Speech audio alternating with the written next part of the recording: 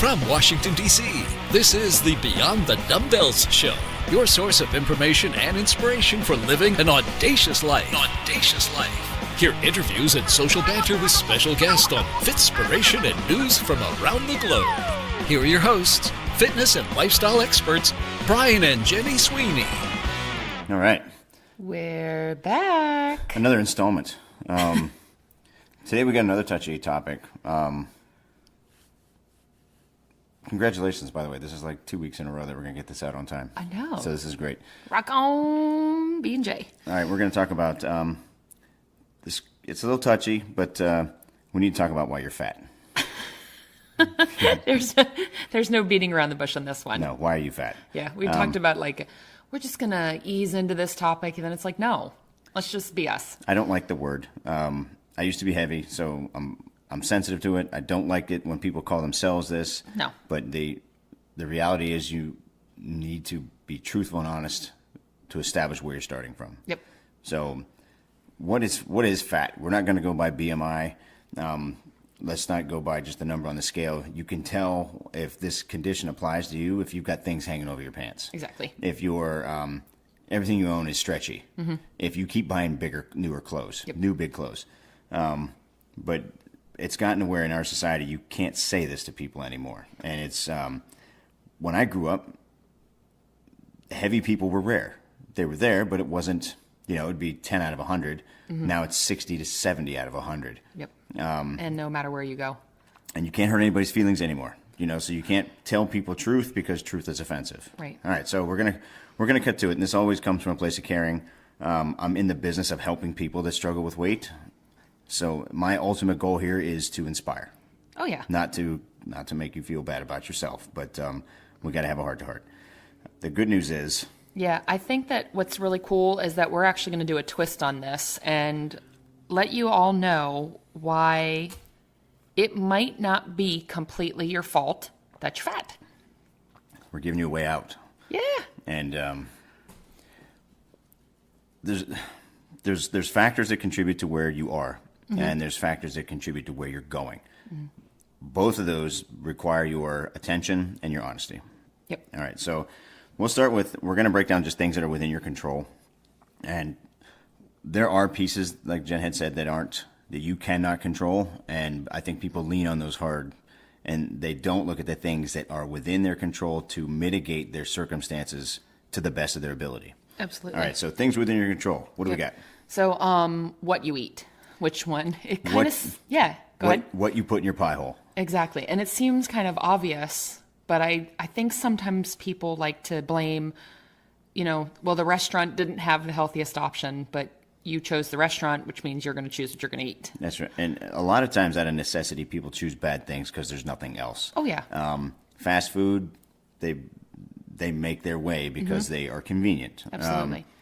But when you choose a restaurant, that is completely within your control, what you eat. Yep. All right, so we're going to dive a little bit deeper into the what. We talk to a lot of folks that say, I eat healthy. Mm-hmm. And that makes me, I have less of a reaction to people that say, I eat everything in sight. I was like, cool, that's something we can work with. Yeah, but honest. When people believe they come to the table with, I eat healthy already, so there's really not much you can do for me. That's where I cringe, because to me that sounds like an uncoachable position. Mm-hmm. You already believe you know everything, and it just so happens you aren't losing weight. Right. So just to establish that, if you were truly eating properly, you would not have a weight problem. Correct. Okay, cool. So we'll go ahead and one of the first things, and there's a lot of mystique now because I don't think people pay attention. No. So I think a lot of people get kind of tripped up on a nutrition label, and the first thing is that they'll say, well, I had one serving of this, I had one serving of that. And I think the important thing to remember on the label is it's based on a 2,000 calorie a day diet. So let's say you're on one that's 1,100, you wouldn't eat the serving size of one for a 2,000 calorie diet. It would be twice as much as you're supposed to eat. Exactly. What else is unique about that 2,000 calorie, that fake person, that avatar? They don't distinguish between male or female, older or younger, active or inactive. Right. They just say, hey, you eat 2,000, this applies to you.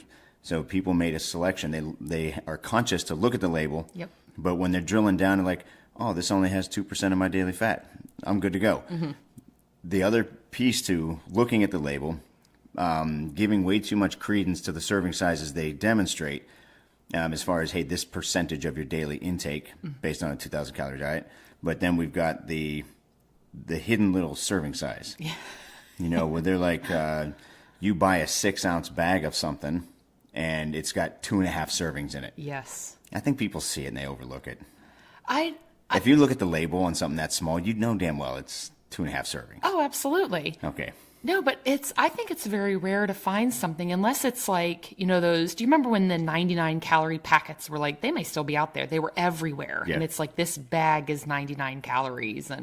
But most of the time, you know, you get this little bag of chips or something. And I think you can also go, this says 24 servings in this bag, but I bet it really doesn't mean it. It really only means 3. So you ignore it. Yeah. Or you make up your own story. Yeah. Now, let's say it's not a bag of chips or a bag of cookies or a soda or a drink. It's actually something that you're going to take home that's in bulk that you need to part out servings of as you cook. Yes. All right. And the other issue is the half cup measuring cup. We'll go there. I think the trick now is how much can you balance in a measuring cup and not really looking at, you know, I'll eye it. No one ever goes under the line. They always go above. Okay.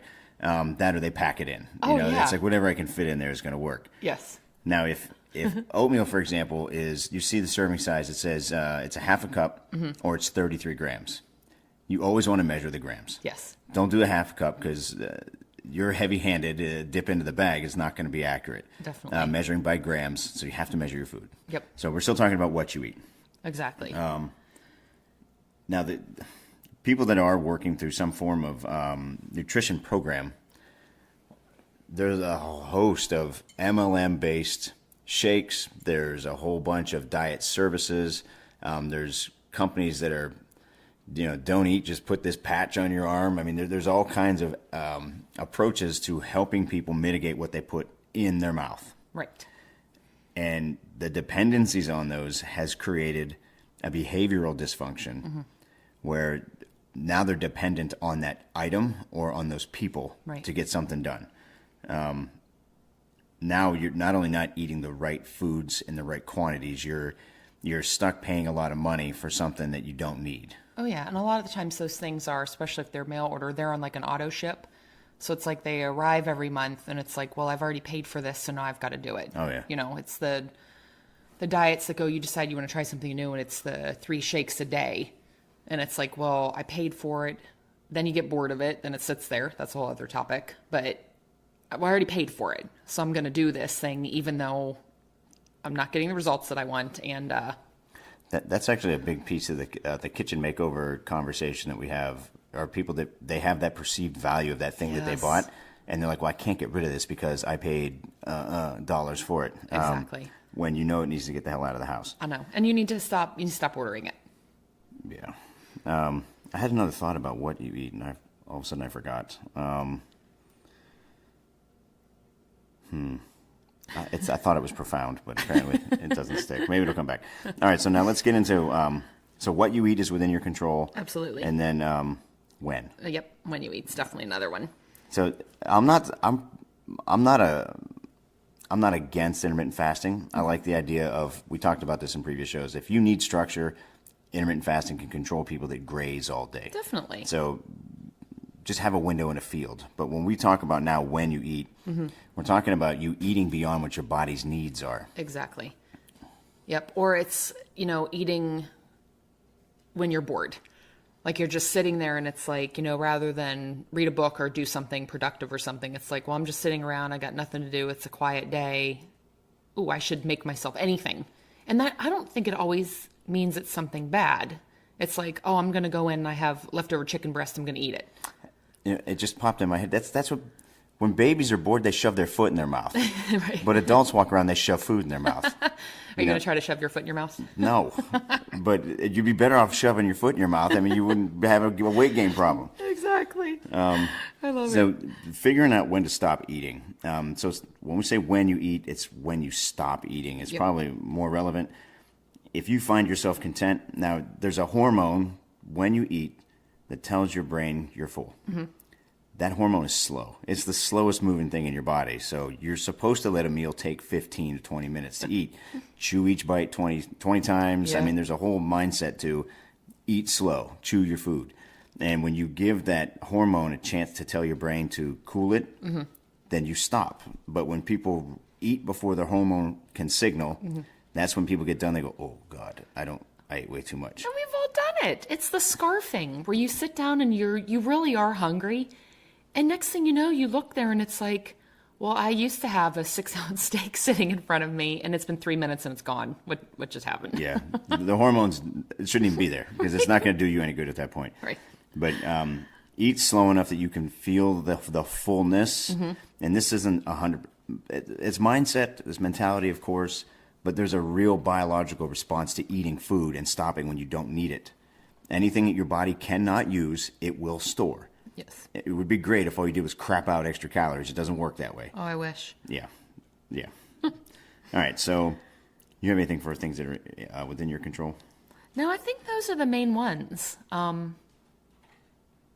I'd love to hear if anybody else had any ideas on. I think it'd be awesome. But I think what and when are probably the two biggest that come to my mind. I guess stuff you feed your family too. So if Yeah, you're not the yeah. only one with a weight issue, what you put in your family's mouth. So not only you might not be making great choices, but you might not be making great choices for everybody else too. Yeah, that's Okay. an excellent point. All right, great. So now we're going to jump over to things outside of your control, and this is where some of your situation might not be your fault. Definitely. Food addictions is the first thing. These are undiagnosed food addictions, and we're not talking about true eating disorder.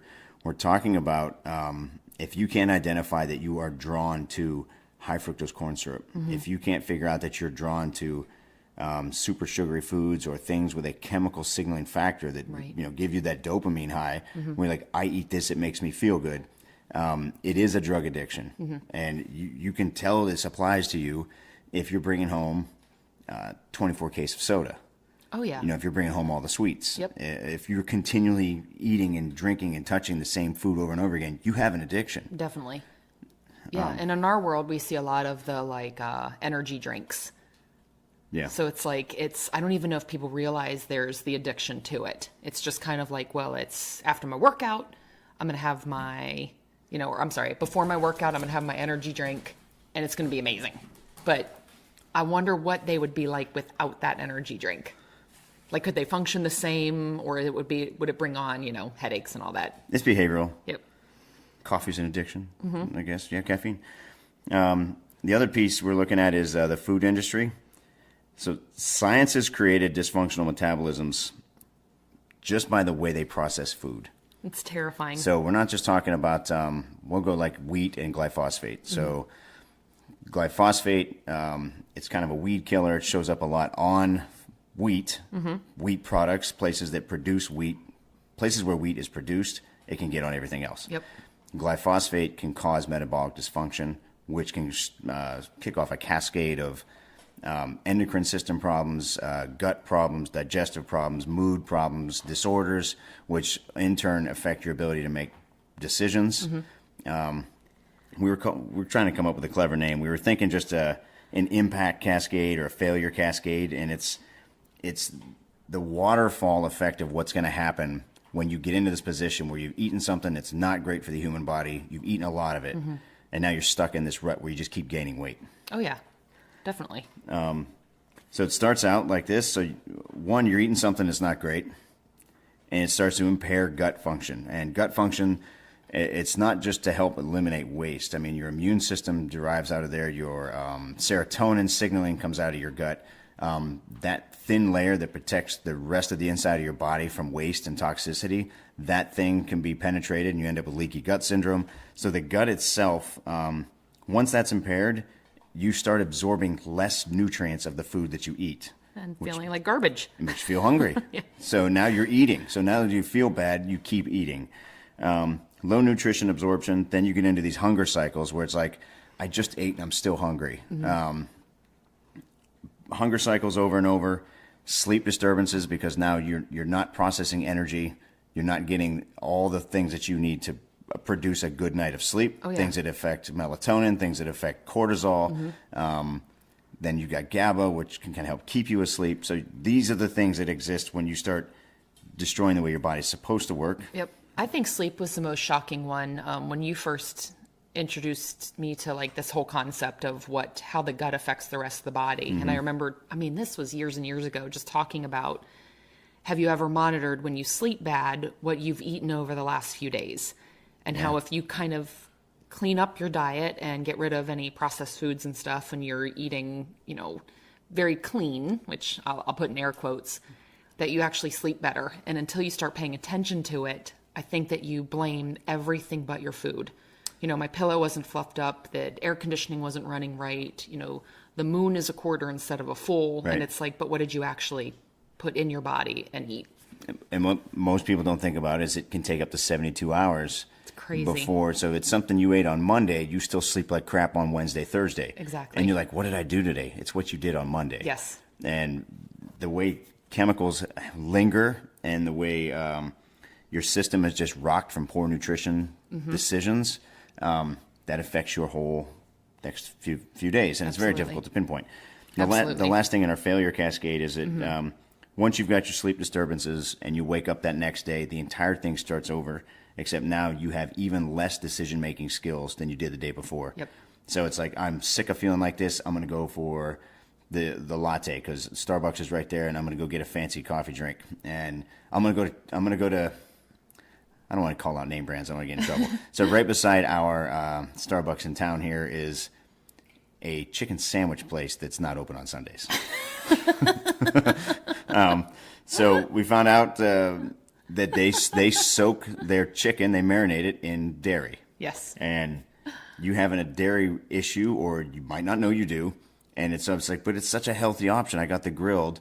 It doesn't work that way. No. So that's part of your poor decision-making process. Well, definitely too. And it's just the lack of sleep. Who is going to wake up, even if every day you have the same healthy, amazing routine when you're eating well, who in the world is going to wake up after a poopy night of sleep and be like, I think I'm going to go down and make my same breakfast. I'm going through the drive-thru. That's right, because you're tired and cranky. Yes. All right, so this was the second thing that might not be within your control. So we already talked about food addictions, but here's the caveat to that. Once you recognize that this is you, then it's your fault. Absolutely. Then it moves up to things under your control. And do you ever think that in case you can't recognize that you might have a food addiction, you actually go and get it diagnosed? Like you go to talk to, somebody who's in the health and fitness industry, not somebody that's going to take it over the top, but just somebody that you can go to and just say, I can't seem to stop taking X or drinking this. Have you ever had anybody with a similar situation? You might need a coach just to call you out on it. Yeah. I mean, if I'm looking at your food journal and you've got 3 diet sodas in there every day for the last week, I'm going to say, hey, can you cut this out? Yeah. No way. I mean, that's important to me. Can't cut out my coffee, can't cut out my pumpkin cake, can't cut out, whatever it is, you've got a dependency on that. You're getting some type of a brain chemical kickback that makes you feel better about your crappy day. Yeah. So you're stuck on it. Gosh, it's crazy. So we talked about addictions. We talked about the food industry and the science. Yay, we're able to ship and package and make food last on the shelf longer. Oh my gosh. Billions of people still can't eat. There's no food readily available. And in the country where there's an abundance of it, we process and destroy it. I mean, it's just not the way it was meant to be. The last thing that's kind of out of your control are hormone imbalances. When you start looking at the body's metaphysical responses to just your surroundings and your environment. Yep. Now, some of these are self-induced. If you have dieted yourself to death for years and years and years, you can develop type 2 diabetes because of poor diet. I mean, that's 100% within your control. Definitely. You end up type 2 diabetic, you did that. If you trash your thyroid because you've gone through so much yo-yo dieting that you've been on super restrictive low diets, and your thyroid just doesn't produce the hormones it needs anymore to have a metabolism, you can end up with thyroidism. Then you've got the environment. Yeah. Okay, so this is... The environment one makes me sad. Because you think about when we were kids and you run through the grass in bare feet and, we did all these things, drink from the hose and everything else. And It's like, I don't know if we got so protected of ourselves that we stopped that kind of stuff, or the chemicals and stuff that we started using just became so much worse that you would never risk running through the grass bare feet. Well, like Barefooted. You've got this stuff. Well, now you run barefooted, and you've got all kinds of weed killer in your yard. Yeah. All right, those absorb into the skin. Let's talk about the fire retardant material that's in your couches. Mm-hmm. Once your couch is old, and every time you sit on it, you get that puff of dust, you're breathing in flame retardant. Okay, so you're breathing in the chemicals on your couch. I grew up with lead paint. I mean, I had a 100-year-old house when I grew up, so there was freaking lead paint in there. I remember playing with mercury. You're not supposed to play with that stuff. That explains a lot. It does. But when you're looking at environmental, if you are an inner city person, Yep. and you are close to a body shop, so you're close to a little kind of industrial area where they're sanding Bondo all the time. That stuff's going to end up in the air. You end up breathing that as well. Environmental. If you're military and you went overseas, let's say Desert Storm when they were burning all the oil, Right. You end up now they're talking about the poop pits. Yep. You know, for the military, these guys that were burning freaking feces all the time. Environmental. Once that stuff gets in the system, your hormones could be permanently damaged, which means out of your control. Yes. You can address it. You got to run the tests. You got to do the heavy metal test. You got to do the endocrine test. You got to get all the things, figure out where things are firing. But if you are a victim of your environment, it is completely outside of your control, and you do need a specialist. Absolutely. You got to go to someone to figure out what's going on. Absolutely. Well, there's a lot of that stuff where people don't realize how close they are to like a landfill or, recycling plants, and they're finding out drainage is coming off. So it's kind of like just You're right. do that, like you said, you've got to go and you've got to get tested if you think that you may have been exposed to something environmental that could be a little wacky. You're lucky if you're just overweight. Yeah. And you don't have cancer. Yeah. Oh my gosh. It's terrifying. Last thing, so something else that might not be within your control is genetics. So you could have been born with type 1 diabetes. Yes. You may just have hypothyroidism in your family, and you have to regularly check and manage your thyroid. Yep. There's things, okay? And most people, I think, treat every instance as if it's a birth defect. I'm overweight because. Yeah. And they latch all of their reasons to that one thing as a reason to not progress. Right. An analogy is somebody comes in to work out and they're like, you don't understand, I've got a torn labrum in my shoulder. I can't do this thing. And we say, well, you've got the other 98% of your body that can still work. Why are you ignoring the rest of your body because of this one thing? If you know that you've got a hormone issue, it doesn't really give you the free pass to say it's beyond my control. This isn't something that I can do, so I'm accepting that this is the way I am. Exactly. And then you don't do anything to try to mitigate or take better care of yourself in any other way. Right. Because it's not my fault. Yep. But, oh, by the way, I saw you in the grocery store. You know who I'm talking about. I saw you in the grocery store today with a case of freaking Mountain Dew in your cart. And a cake. That's right. It is within your control. That's kind of what inspired this. It's like we saw a former client today that they were one of our challengers. And our challenge programs, they run to help people get results quick so that we can kind of get that initial discomfort out of their lives. Then we talk about long-term programming. Yep. But you got to lose the weight first and establish a baseline. Now we can build. Yep. And this was a challenger that came in with a weight issue. And if I remember right, there were excuses. Yes. There were reasons as to why Yes. this person wasn't able to lose the weight. Yep. Just pulling them out of the pocket like dollar bills. Yes. And then today we see them at the grocery store, and they're just right back to crushing their metabolism. Yeah. So that one's almost like it's outside of your control, but I saw you. exactly. But it's also within your what you did. control, kind of what you do with it. So like you were saying, type 1 diabetes. Yes, that is out of your control that you were born with it. However, it doesn't give you a free pass to treat your body like garbage because you're like, well, it's not working the way it's supposed to anyway.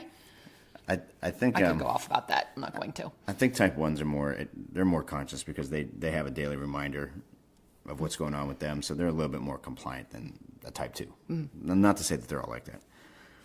Okay, so the call to action on this is, one, you have to kind of recognize if this does apply to you. Take a strong, hard look at yourself and your surroundings. A lot of times people think they've dug such a hole. Well, you don't understand I have kids. You don't understand I got a husband. You don't understand I'm busy. I'm in school. I'm a graduate student, and I work full time, and I have 3 kids. Right. I'm allowed to be fat. If that's the way you want to be, good for you. I'm never going to go up to somebody and say, you need to do something about your weight. This comes from experience where people come in and they go like, I need help. Cool, I have an answer. I don't want that answer. Yes. Do you have a pill? Do you have some shakes? Do you have something I can just take on the go? It's like, we're not going to be a good fit. Yeah. Yep.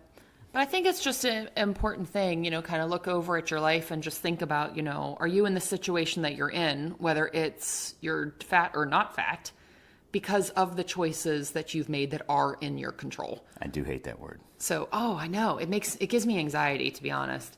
But if you are where you want to be, like, you've never heard of a person who's considered fit, who people look up to and who, you are inspired by, you never hear them say, well, I don't really care about my health and I eat whatever I want and I go and I do, and their life is very regimented, and they, like you, you think about every single thing that you do and put in your body. Oh, you're talking about me. Oh, I'm saying for in general, but you're definitely one of those examples where you really give a what. The structure, it takes time to develop that structure. Exactly. I wasn't born with it. No, of course not. But because your upbringing, I would say you were a little chunky. Now, then you took a hard look at yourself and you were like, okay, I'm done making these excuses. I am an adult now. I work. I'm making my own money. I'm buying my own food, and I'm going to make these choices. I'm going to take control over my life. So I'd say just give a hard look in the mirror and just say, why are you the way you are? And if you love yourself and you don't want to change anything, don't.